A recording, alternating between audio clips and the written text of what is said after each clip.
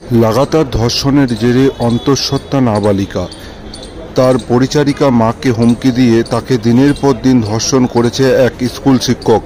Police এমন অভিযোগ পেয়ে পশ্চিম বর্ধমানের দুর্গাপুরের নিউ টাউনশিপ থানা এলাকা থেকে অভিযুক্ত স্কুল শিক্ষক সুশান্ত পণ্ডিতকে গ্রেপ্তার করেছে। সোমবার ধৃতকে দুর্গাপুর মহকুমা আদালতে তোলা হয়।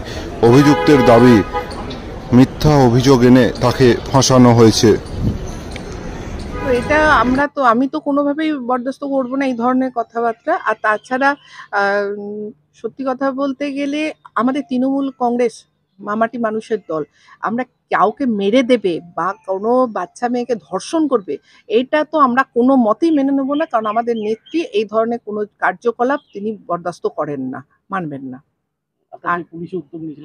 আমার কাছে খবর এসছে, মেয়েটি এসেছিল, বলেছে যখনই আমার কাছে আমি খবর পেয়েছি আমি সঙ্গে সঙ্গে কিন্তু ওসি এনটিএস কে জানিয়েছিলাম। উনি সঙ্গে সঙ্গে তার ব্যবস্থা নিয়েছেন। মানে আধা ঘন্টার মধ্যে তিনি তাকে গ্রেপ্তারও করেছেন।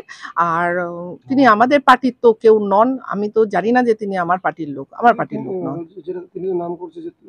জানা যাচ্ছে না না না, তৃণমূলের আমি আজ পর্যন্ত তাকে কোনো আমার মিটিং মিছিলে কিন্তু দেখতে পাইনি। এবার দেখুন, এখন সারা পশ্চিমবাংলায় তৃণমূল কংগ্রেস, সবাই এখন বিপদে পড়লেই বলে দিচ্ছে তৃণমূল কংগ্রেস। এটা তো কোনো কথা না, তৃণমূল কংগ্রেসের উনি কেউ নন।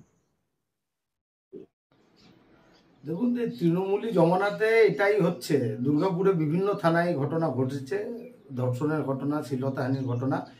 আর পুলিশ আর হচ্ছে রাজ্যের শাসক দল, তারা হচ্ছে বাঁচাচ্ছে। আর এখানে অদ্ভুত শিক্ষক, তৃণমূলের মানে হচ্ছে যে পন্থী শিক্ষক, ওই জন্য তো শিক্ষা সেলকে আমি বলি কুশিক্ষা সেল, তাদের বাঁচাবে। কষ্ট লাগে। দুর্গাপুরের হচ্ছে এইভাবে নাবালিকা কিশোরী কয়েকদিন আগে বাইরের রাজ্য থেকে একজন কাজ করতে এসছে, তাকে হচ্ছে লাঞ্ছিত হতে হয়। তো কোনো কিছু বিচার পাওয়া যায় না। পস্কো আইন, এমনকি তৃণমূলের যে নেতারা সুপারিশ করছে তাদের তো হচ্ছে যে গ্রেপ্তার করা উচিত। আর যদি না করে, এই পুলিশ যদি না এগোয়, আমরা পরিবারের পাশে থাকবো। প্রয়োজনে আদালতে পুলিশের অফিসার পর্যন্ত টেনে নিয়ে যাবো আমরা।